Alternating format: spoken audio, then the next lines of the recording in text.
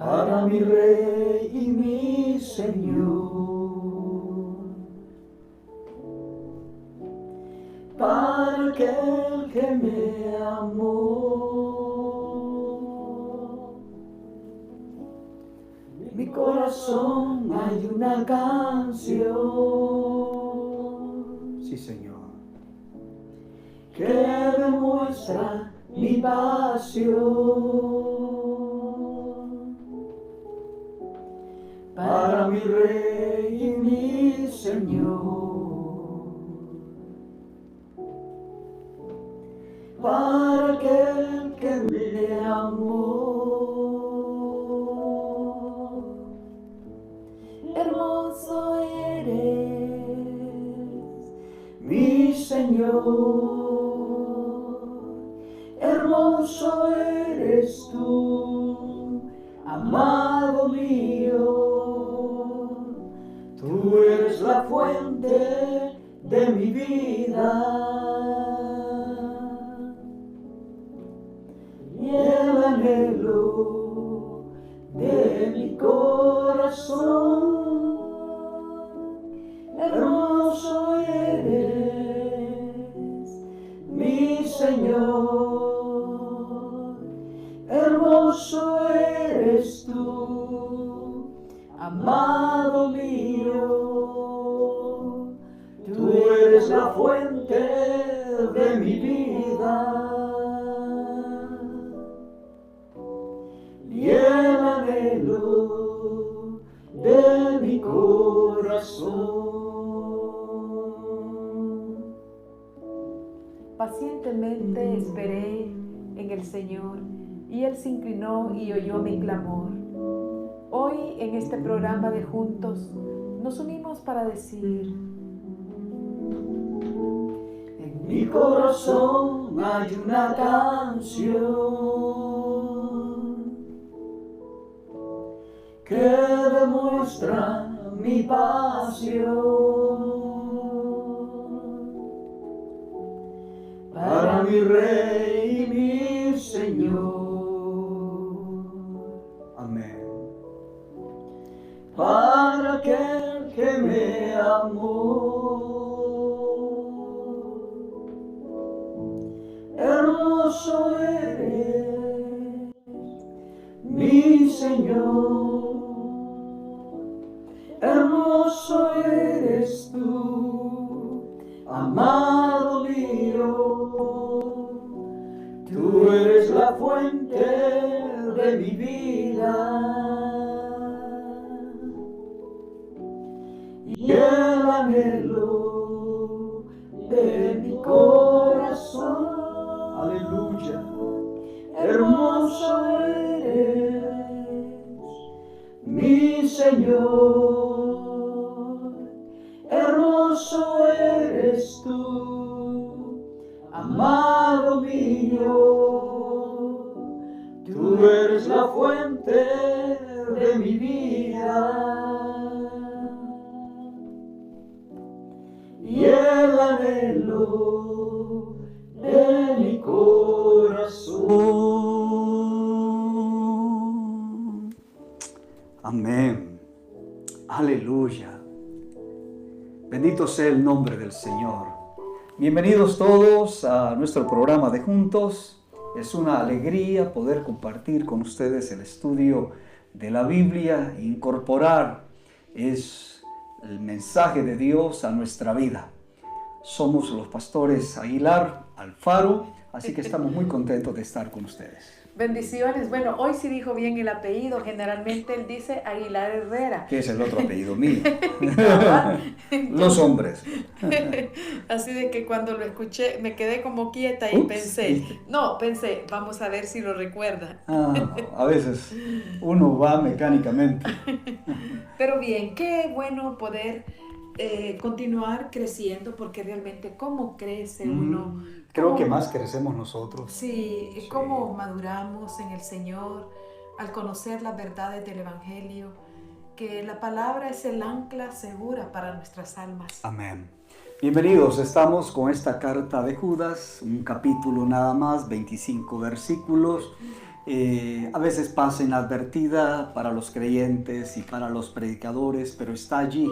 Creo que está en el punto correcto antes de Apocalipsis, porque tiene esa connotación, Judas, acerca de las cosas del porvenir, cosas que él ya estaba viendo y que Pedro había profetizado, y por eso es que él toma textos o de las palabras de Pedro también. Hay un gran contenido de Pedro en la carta de Judas, y usa también ilustraciones que vamos a explicar hoy acerca de otros materiales extrabíblicos, lo cual también el apóstol Pablo lo utilizó, y nosotros los predicadores también usamos bastante material extrabíblico, herramientas que enriquecen, como ilustraciones, anécdotas, ¿verdad? Alegorías y cuentos. Incluso usamos los predicadores para afirmar algún pensamiento que lo estamos basando en la palabra del Señor.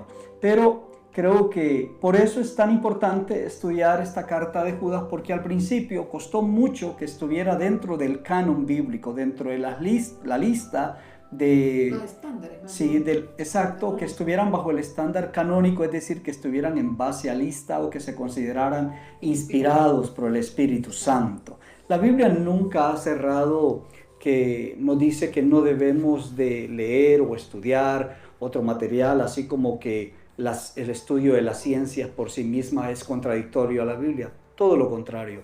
Yo creo que cuando Jesucristo dijo la ciencia aumentará, ahí estarían también los cristianos haciendo labores de ciencia. Por supuesto, hay material grotesco escrito, ¿verdad? Digital alrededor del mundo, que no vale la pena ni leerlos, pero por supuesto que sí hay materiales que vale la pena estudiar. Ahorita estoy leyendo un libro que se llama Enciende tu cerebro, por una científica cristiana. Está de primera. Al principio me cansé un poco, soy muy honesto. Si usted lo quiere comprar, se llama Enciende tu cerebro, ¿verdad? Lo puede comprar digitalmente en Amazon, pero lo importante es que uno debe estar siempre leyendo. El creyente debe leer su Biblia, leer los periódicos, leer libros. Es muy importante, y sobre todo los ministros, para educarnos, ¿verdad? No, y se dice que el verdadero siervo tiene en su mano derecha la palabra del Señor y en la otra los acontecimientos mundiales, para saber cómo dar razón de nuestra fe en Cristo. Amén. Exactamente. La iglesia debe dar respuesta en este tiempo de esta pandemia, y la iglesia debe comunicar las verdades de Dios y no acomodarnos o quedarnos en casa. Muy bien, bueno, vamos a ir a Judas, vamos a leer del verso 9 al 11, solo hay un capítulo, así que leemos. Pastora. Pero cuando el arcángel Miguel contendía con el diablo, disputando con él por el cuerpo de Moisés, no se atrevió a proferir juicio de maldición contra él, sino que dijo: el Señor te reprenda. Pero estos blasfeman de cuantas cosas no conocen, y en las que por naturaleza conocen se corrompen como animales irracionales. Ay de ellos, porque han seguido el camino de Caín y se lanzaron por lucro en el error de Balaam y perecieron en la contradicción de Coré. Uy, solo con estos tres personajes tendríamos para todo un año hablando de Caín, de Balaam y de Coré. Por lo menos para esta semana, pastora. Ahora, hay algo interesante.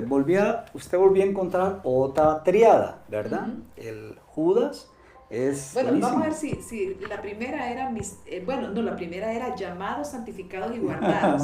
La segunda era misericordia, paz y amor. La otra triada tenía que ver con los ángeles. No, tendría que ver con la rebelión de Coré, los ángeles, y tenía que ver el juicio del gran día de Sodoma y Gomorra. De Sodoma y Gomorra, esa era la otra triada, ¿verdad? El Judas está hablando de lo mismo, solamente está acentuando, y como un buen maestro quiere que su audiencia entienda a cabalidad cuáles son sus palabras, y usa estos ejemplos de triadas porque la triada es básicamente una línea de pensamiento de tres partes que tienen que ver. Conexión, se conectan entre sí. Normalmente un predicador hace eso, tiene un mensaje que es el mensaje o el tema de fondo, y utiliza unos tres pensamientos. Algunos son 4 o 5. Una vez un predicador usó 27 puntos y toda la audiencia, yo estaba ahí, nadie me lo contaba. Y cuando dijo Punto número 27, ahí sí a la gente se levantó, ¿verdad? Porque era, y en realidad por respeto que teníamos ahí, alguna gente se levantó, ¿verdad? Y ahí nos quedamos con el número 27, ¿verdad? Uno debe entender que la audiencia que tú tienes realmente son los primeros 20 minutos. Después de los 20 minutos tienes que, como predicador, reajustarte, y si eres un predicador maestro que va en una sola tonalidad, ahí nomás se quedaron. Los jóvenes tienen capacidad para 20 minutos. A los 40 minutos ya las personas están pensando en otra cosa. Ya estamos solo como en la funeraria. De cuerpo presente. No, todavía están ahí solo no, que... pero solo de cuerpo presente. Porque ya el ama de casa está pensando en lo que debe ir a hacer y todo. A mí me gusta ser muy creativa, y el pastor es muy creativo en sus mensajes, porque entendemos que hemos caminado por muchos años en este laberinto, digo yo, de la aventura de anunciar el evangelio, y se requiere realmente de mucho esfuerzo. No, sí, el apóstol Pablo, cuando se estaba despidiendo allá en Mileto, hasta alguien en un cipote se le desmangó, como diríamos nosotros. Eutico, ¿verdad? El tercer piso y bendito Dios que tenía el don de resucitar, porque los padres de familia, pero él quería darle todo en esa noche. Yo conozco algunos predicadores así, hermanos en la fe. Pero bien, aquí está Judas tratando de que entendamos a cabalidad lo que está diciendo, hablando de estos falsos maestros. Ahora, cuando menciona aquí, pero cuando el arcángel Miguel contendía con el diablo, disputando con él por el cuerpo de Moisés,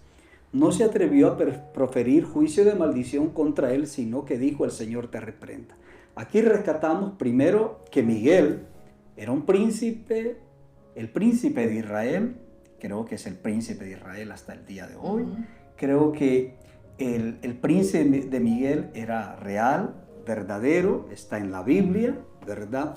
Lo que no encontramos en el Antiguo Testamento es que Miguel contendió con el diablo por el cuerpo de Moisés, porque la Biblia nos dice que Dios enterró a Moisés y no se sabe. Entonces, ¿de dónde se extrae entonces? ¿De dónde extrae Judas esta información? Bueno, hay dos cosas que quiero decir. La pastora me va a ayudar a leer con la segunda. Lo primero, ¿cómo dar respuesta? Dice este comentario bíblico, ¿cómo dar respuesta a que un libro canónico use material extracanónico? Obedece básicamente a dos razones. La primera de ellas es que Judas en su tiempo tenía acceso a otros libros que también conocían sus contemporáneos. Y estos libros extrabíblicos que no estaban en el canon de los libros hebreos, que son 39 en nuestra versión, eran elementos culturales que componían la tradición judía, como un complemento a la cultura e idiosincrasia judía.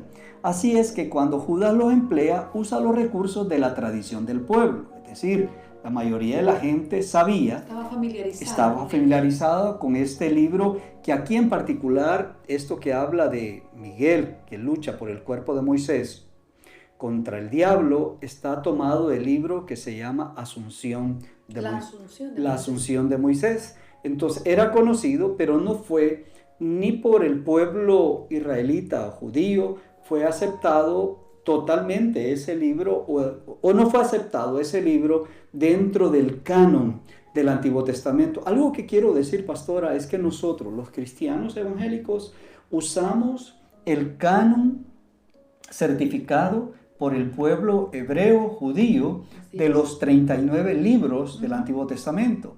La Iglesia Católica usa libros deuterocanónicos o apócrifos que no fueron aceptados dentro del pueblo hebreo judío y los acepta dentro de su canon de libros, como los libros de Macabeos, ¿verdad? Como el Daniel y el dragón. Entonces, pero la Iglesia Cristiana Evangélica usamos exactamente esos libros que están certificados como inspirados por Dios del Antiguo Testamento.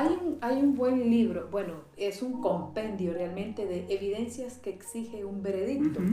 Es enorme, ¿verdad? La lectura de eso, pero el primer tomo nos ayuda mucho a saber cómo llegamos del Señor, ¿verdad? Es un libro antiguo, por cierto, Sí. de Josh McDowell. Así que vale la pena, todo estudiante de la Biblia pues debe leer. Enriquecer. Bueno, la segunda razón. La segunda razón obedece a que Judas simple y sencillamente está usando materiales de ilustración sobre las ideas que está manejando. Por eso usa las citas de libros extrabíblicos para apoyar las verdades inspiradas que está manejando, pues de ese modo puede ilustrar mejor lo que quiere decir. Ante estas dos razones se puede comprender por qué Judas, siendo un libro inspirado y canónico, emplea libros extrabíblicos sin que esto reste autoridad a lo que de este es un asunto de polémica, o que se haga de este un asunto de polémica. No, y de hecho al principio la iglesia pues tenía sus reservas, pero con el proceso del tiempo, el Nuevo Testamento, la canonicidad del Nuevo Testamento es interesante. Un día de esto vamos a hablar a profundidad de la canonicidad del Nuevo Testamento. De los 27 libros. De los 27 libros, pero algo que el Espíritu Santo usó es que la carta, como esta carta de Judas, como la carta de Pedro, el Espíritu Santo daba testimonio delante de la iglesia que venía de parte de Dios. Y así quedó, y por eso para nosotros la Biblia es inerrante. Lo que quedó, quedó aquí. Como les decía, muchos de los predicadores o maestros usamos de herramientas literarias, o usamos de ilustraciones, usamos de anécdotas, hasta de chistes, para tratar de afirmar un pensamiento que queremos dar, y Judas lo usa así, de esta manera. Así que creo que esta explicación sencilla es válida. Yo tengo todo un material de todo lo que implica como los materiales extrabíblicos que se usaban, como los libros apócrifos, los libros pseudoepigráficos, los rollos del Mar Muerto, la biblioteca de Nag Hammadi, escritos de los padres apostólicos o los padres de la iglesia primitiva. Muchos de estos materiales existen y están allí, pero no son considerados inspirados. ¿Por qué? Porque pues la iglesia no terminó de aceptarlos como inspiración de parte del Señor. Pero bien, en el verso 11, Judas menciona, vamos a ir a estos 3 ejemplos representativos. Aquí habla de Caín, de Balaam y de Coré, ¿verdad? Vamos a conocer mucho creo yo, porque los representativos, Caín representa a la envidia, Balaam a la ambición y la rebelión en Coré. Entonces, aquellos que están siguiendo precisamente esta triada, ¿verdad? La ambición. Primero es la envidia. La envidia. Envidia, ambición y rebelión. Y rebelión. Aquellos que usted conoce que son líderes, si alguien en su iglesia está persiguiendo, va detrás de esas cosas, pues trate de hablar con él y decirle, te miro que estás en esta corriente. O si va a una iglesia y usted lo que encuentra en esa iglesia todo tiene que ver con dinero y ambición o poder, dice uno, detrás de qué están yendo esta gente. Uno se pregunta realmente. Pastor, tal vez hablamos un poquito de Caín. Por supuesto, vamos a entrar a cada uno de ellos. A cada uno de ellos. Tal vez, me parece a mí que Génesis 4, ¿verdad? Génesis 4, verso 1 al 8. Yo lo tengo aquí. Búscalo tú también. Esta escena, ¿no? del Génesis, cómo ha de haber golpeado el corazón de Dios, y para nosotros todavía hoy en día nos dice tanto lo que puede pasar, ¿no? Aún entre la familia, entre aquellos que uno espera que estén a tu lado y que te ayuden a crecer. Lo interesante para mí cuando leemos estos versos, en particular este verso 11, cómo él pudo rescatar esto que ocurrió siglos atrás, ¿verdad? Claro, y fue traerlo al Nuevo Testamento. Fíjate que algo interesante cuando uno lee Judas, siendo hermano del Señor, es que ellos que fueron criados en un hogar piadoso. Tanto Jesús como sus hermanos, medios hermanos, fueron crecidos, fueron alimentados por la palabra de Dios, y seguro que tanto Jacobo como Judas como José, sus hermanas, pues escuchaban de la palabra del Señor. La gente más piadosa en Israel no estaba en Jerusalén. La gente más piadosa estaba en los pueblos, en los caseríos. Y bueno, aquí rescata entonces, vamos a leer del verso 1, creo yo, hasta Sí, el verso... hasta el 8. Hasta el 8, ¿está bien? ¿Sí? Conoció Adán a su mujer Eva, la cual concibió y dio a luz a Caín, y dijo, por voluntad de Jehová he adquirido varón. Mira que eso es lo que significa Caín, Adquirido. adquirido. Eso es lo que significa. Y por la voluntad de Dios, o Ujú. sea que ese sentido entonces Eva consagró. Ujú. Y es maravilloso porque aún con la caída Ujú. que habían tenido y que realmente cambió la historia de ellos, Eva menciona a Dios, Ujú. ¿verdad? Menciona a Dios y significa entonces que ellos no perdieron, Ujú. ¿verdad? De darle culto al Señor. En medio de sus inciertos, Y desaciertos, sí. Verso 2, después dio a luz a su hermano Abel, y Abel fue pastor de ovejas, y Caín fue labrador de la tierra. No hay ningún problema, ¿verdad?, con las ocupaciones que tenían. No hay que hacer de eso ningún tipo de teología más que uno era pastor de ovejas y el otro era labrador de la tierra. Los dos se necesitaban. Y aconteció andando el tiempo, que Caín trajo del fruto de la tierra una ofrenda a Jehová. Y Abel trajo también de los primogénitos de sus ovejas, de lo más gordo de ellas. Y miró Jehová con agrado a Abel y a su ofrenda. Pero no miró con agrado a Caín y a la ofrenda suya. Y se ensañó Caín en gran manera, y decayó su semblante. Entonces Jehová dijo a Caín, ¿por qué te has ensañado? ¿Y por qué ha decaído tu semblante? Si bien hicieres, ¿no serás enaltecido? Y si no hicieres bien, el pecado está a la puerta. Con todo esto, a ti será su deseo, y tú te enseñorearás de él. Y dijo Caín a su hermano Abel, salgamos al campo. Y aconteció que estando ellos en el campo, Caín se levantó contra su hermano Abel y lo mató. Ujú. ¿Qué cosa, ¿verdad? La vida, el pecado de Abel quizás fue haber sido hermano de Caín. La muerte de Caín. O haber sido generoso. Haber sido. Sí, Abel presentó lo mejor, dice, ¿verdad? Delante del Señor. Del Señor. Quizás eso fue lo único, Y ¿verdad? le provocó la envidia. La envidia a Caín. Porque Dios miró con agrado. Y hay veces también somos bien fáciles para caer en envidia. Sí. Envidiamos lo que otros tienen, envidiamos hasta en las iglesias, ¿verdad? Los edificios o las cosas que hacen. Pero yo creo que a mí esa palabra aquí que habla, que dice, y miró Jehová con agrado. O sea, es bien fuerte porque ¿a quién queremos agradar? A la luz de esto, pastora, la envidia es un asesinato en ciernes. Es decir, como Jesús nos enseñó, ¿de dónde salen todas las cosas? ¿De dónde salen los malos pensamientos? Del corazón salen y empieza la lista. Es decir, muchas veces no cometemos un asesinato como Caín, pero muchas veces con nuestra lengua, con nuestro corazón, asesinamos a otros porque queremos tener lo que ellos tienen, robar lo que ellos ofrecieron. Aquí Abel se presenta con lo que él tiene y lo que dice la Escritura es que ofreció lo mejor. Sí. Y al otro lado viene Caín y viene y ofrece de lo que tiene. No hay ningún problema de ofrecer lo que uno tiene. El asunto es que Abel se esmeró y Abel presentó una mejor ofrenda al Señor.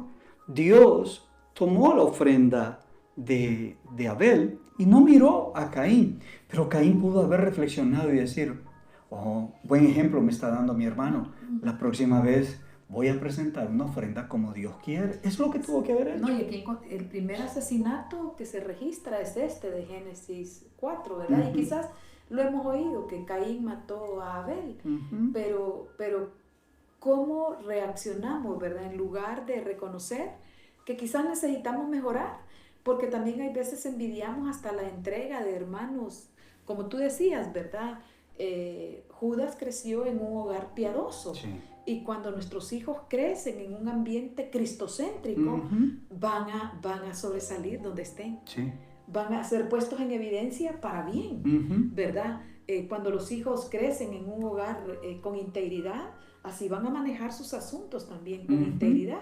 ¿Y cómo se topan ellos? Con mucha envidia de las personas alrededor. El primer mártir de la fe en el Antiguo Testamento fue Abel. Y su sangre, dice la Escritura, que su sangre habla por todos aquellos que murieron injustamente, incluyendo al Cordero de Dios, ¿verdad? Y la sangre de Abel, porque la relación de Dios con la sangre es bien interesante, porque en la sangre estaba la vida. De hecho, cuando Adán y Eva pecaron, ellos trataron de ocultar su pecado, Y con hojas, ¿verdad? vestiduras de hojas que se desvanecen rápidamente, pero dice que Dios los vistió. Eso significa que el primer sacrificio lo hizo Dios, porque no hay remisión de pecados sin derramamiento de sangre.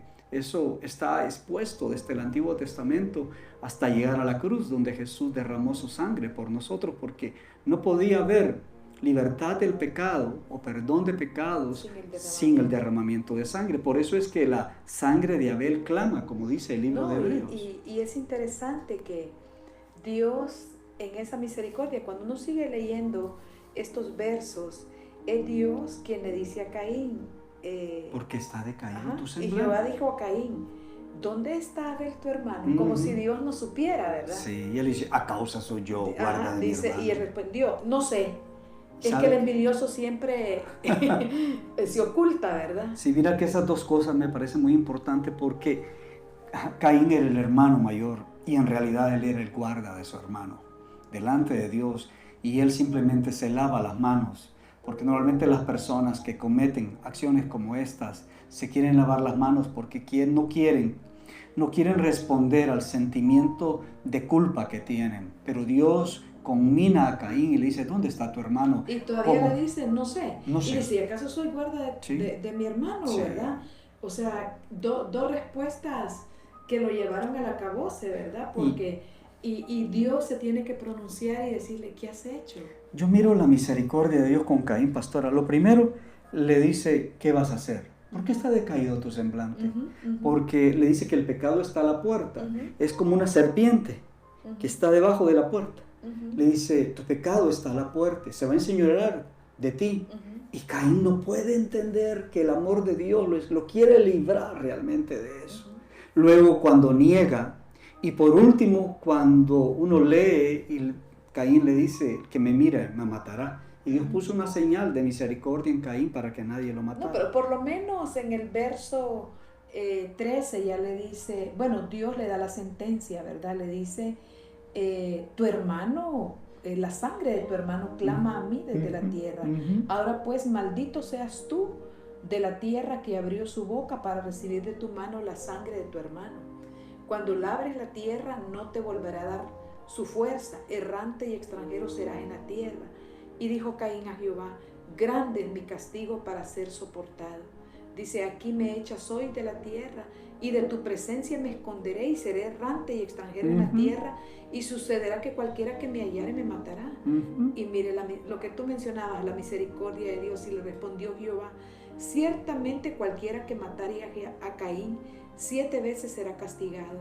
Entonces Jehová puso señal en Caín para que no lo matase cualquiera que lo hallara. Bueno, vamos a orar. Ya se nos fue el tiempo. Oh.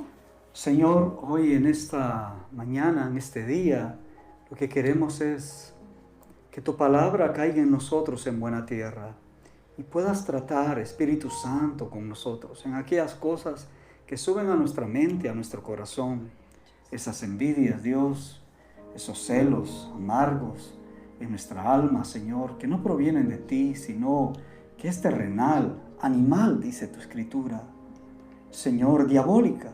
Por eso en este día te pedimos que nos ayudes a tener un corazón limpio delante de ti, en el nombre de Jesús. Amén y amén. Bueno, les saludamos de manera general en este día. Que el Señor les bendiga. Seguimos mañana, hablaremos de Balaam. Por favor, estudie la historia de Balaam o lea en la Biblia acerca de Balaam. Bien interesante. Esta otra ilustración de este profeta interesante para nuestro día hoy. Dios les bendiga. Somos la casa del Padre, una familia para ti. Amén. Gloria al Señor.